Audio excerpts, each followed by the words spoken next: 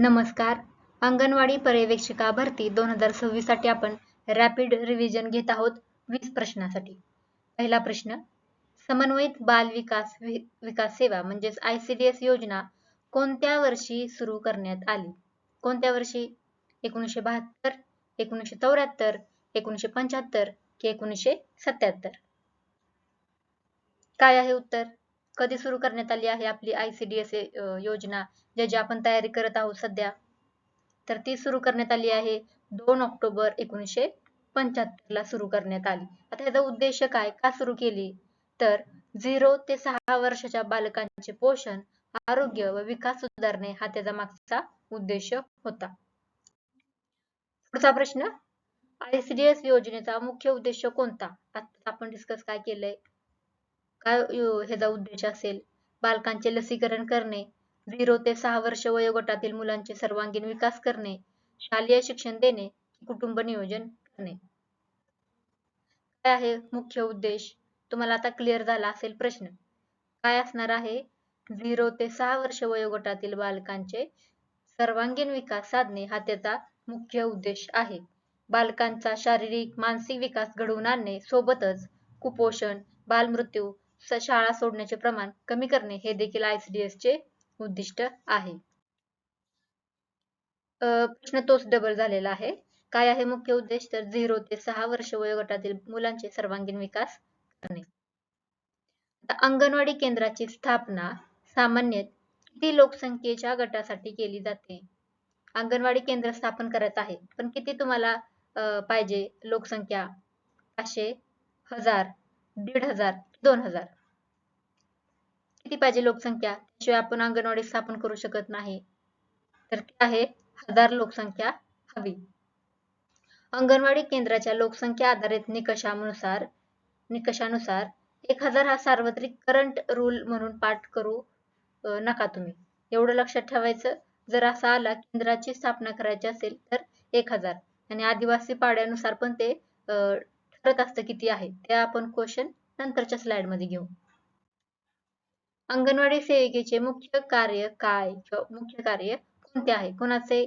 अंगणवाडी सेविकेचे.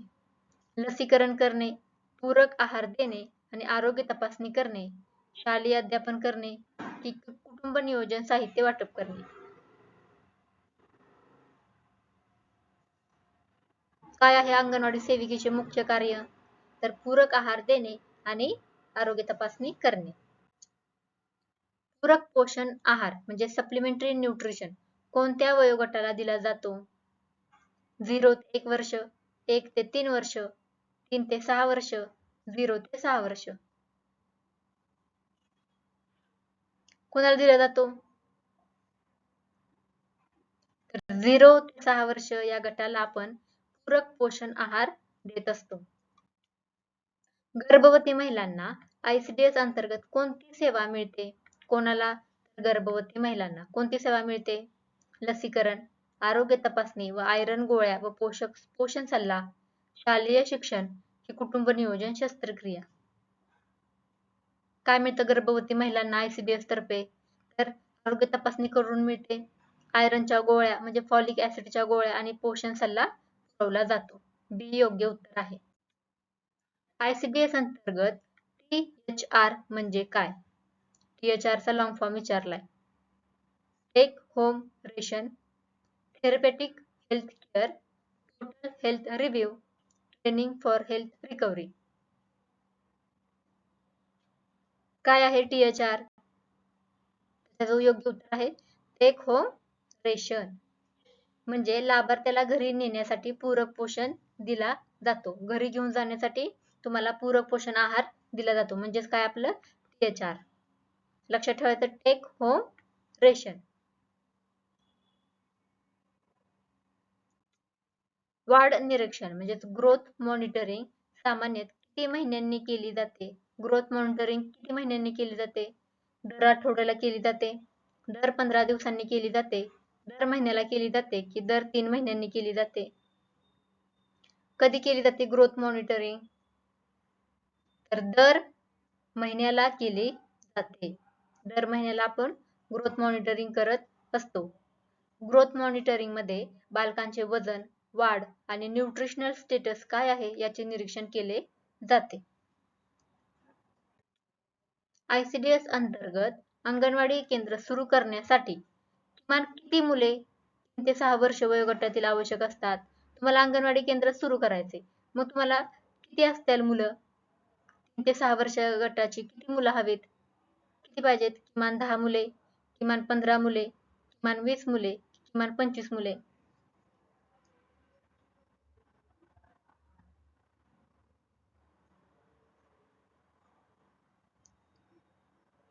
किती लागतात?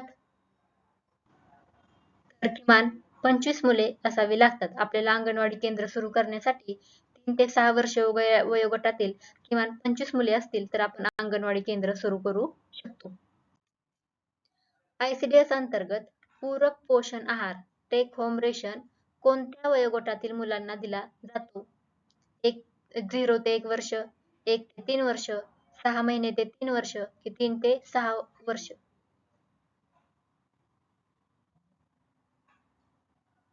कोणाला दिला जातो?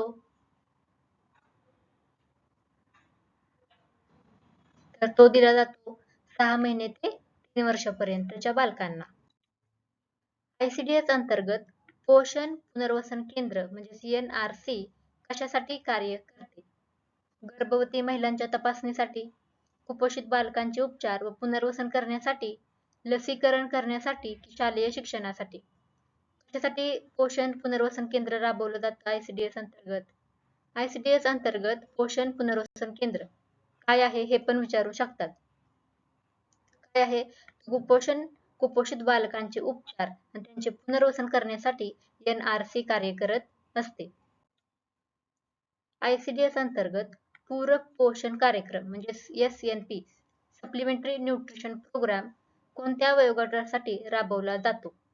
0 ते 1 वर्ष, 1 ते 3 वर्ष, 3 ते 6 वर्ष की 6 ते 18 वर्ष. कोणासाठी आहे पूरक पोषण कार्यक्रम? तो असणार आहे 3 ते 6 वर्षाच्या बालकांसाठी. ICDS अंतर्गत पूरक पोषण आहार पुरवठा योजना कशी राबवली जाते? थेट केंद्र शासन थेट लाभार्थ्यांना धान्य देते. राज्य शासनाच्या मार्गदर्शनानुसार महिला व बाल विकास विभागाद्वारे खाजगी कंपन्यांना कंत्राट देऊन फक्त अंगणवाडी सेविकाद्वारे स्वयंपाक करून. कसा दिला जातो पूरक पोषण आहाराचा पुरवठा? काय आहे योग्य उत्तर? बी. राज्य शासनाच्या मार्गदर्शनानुसार महिला व बाल विकास विभागाद्वारे पूरक पोषण आहार पुरवठा केला जातो. ICDS अंतर्गत मिशन शक्ती अभियानाचा मुख्य उद्देश कोणता आहे? कोणाचा? मिशन शक्तीचा. महिलांना आर्थिक मदत देणे, महिला व बालकांचे सर्वांगीण सक्षमीकरण करणे, पोषण आहारांचे वाटप करणे की अंगणवाडी केंद्राची संख्या वाढवणे. मिशन शक्ती काय आहे उत्तर?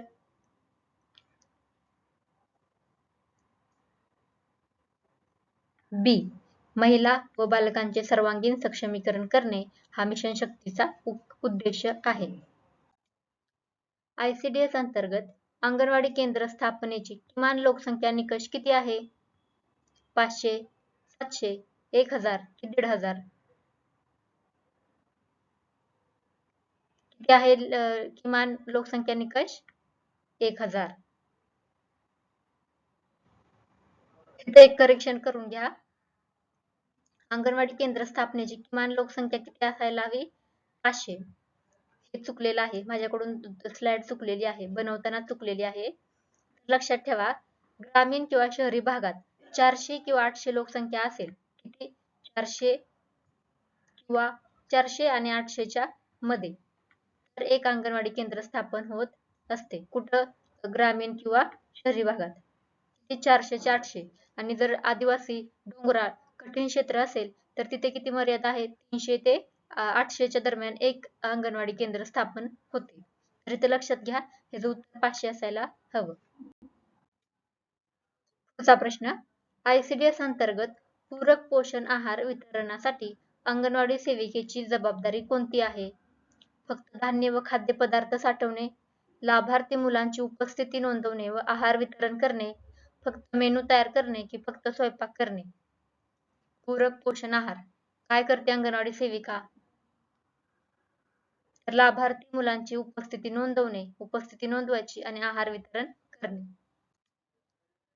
ICDS अंतर्गत पूरक पोषण आहारचे प्रमुख लक्ष्य घटक कोणते आहेत? कोणासाठी दिला जातो? SNP पूरक पोषण आहार.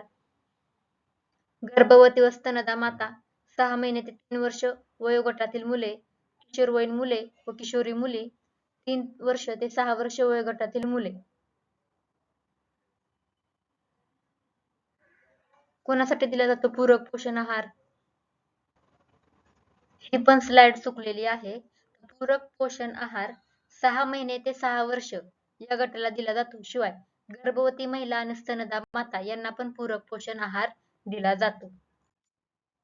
ICDS अंतर्गत अंगणवाडी केंद्रामध्ये पूरक पोषण आहार वितरणासाठी धान्याची उपलब्धता सुनिश्चित करण्याची जबाबदारी कोणती संस्था पार पाडते? ग्रामपंचायत, जिल्हा पुरवठा अधिकारी, महिला व बाल विकास विभाग, सार्वजनिक वितरण प्रणाली. कोण पाहतं पूरक पोषण आहार वितरणासाठी धान्याची उपलब्ध आहे की नाही? तर ती ग्रामपंचायत पाहत असते. अंगणवाडी सेविका यांची नेमणूक कोण करतो? राज्य शासन, जिल्हा परिषद, महिला व बाल विकास विभाग की ग्रामपंचायत? ग्रामपंचायत अंगणवाडी सेविकेची नेमणूक करत असते. ICDS अंतर्गत अंगणवाडी सेविका यांना मानधन कोणत्या स्रोतातून दिले जाते? राज्य शासन देतं, जिल्हा परिषद स्थानिक निधीतून देतं की महिला व बाल विकास विभागाद्वारे केंद्र व राज्य शासनाच्या सामायिक निधी आणि शेअर्स फंड मधून दिले जाते? ह्याचं उत्तर आहे डी दोन्ही. म्हणजेच ही योजना आपली सेंटर स्टेट पार्टनरशिप मध्ये आहे. त्याच्यामुळे केंद्र सरकार धोरण मार्गदर्शन करते तर राज्य सरकारवर प्रत्यक्ष अंमलबजावणी असते. त्याच्यामुळे मानधन कोणाला मिळतं? अंगणवाडी सेविकेला केंद्र व शासन सामायिक निधी आणि शेअर्स फंड मधून दिले जाते. हे प्रश्न चुकलेले आहेत माझ्याकडून, स्लाइड बनवताना चुकलेला आहे त्यासाठी सॉरी.